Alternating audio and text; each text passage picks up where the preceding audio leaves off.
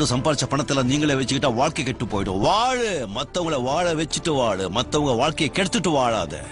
கூட்டி கழிச்சு பாரு, கணக்கு கரெக்டா இருக்கும். என்ன உடம்பு உதறது இல்ல?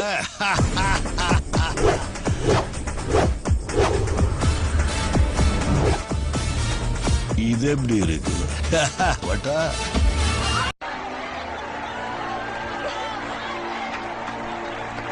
மேடையில் அமர்ந்திருக்கும் இந்த பள்ளியோட நிர்வாகிகளே, இங்க இருக்கிற குழந்தைகளுக்கு இரண்டாம் தாய் தகப்பனா விளங்கும் ஆசிரியர் பெருமக்களே, அன்பான குழந்தைகளே, என்னை வாழ வைக்கும் தெய்வங்களான தமிழ் மக்களே, என் உயிரிலும் மேலான அன்பு ரசிகர்களே, உங்க அனைவருக்கும் என்னுடைய அன்பார்ந்த வணக்கங்கள்.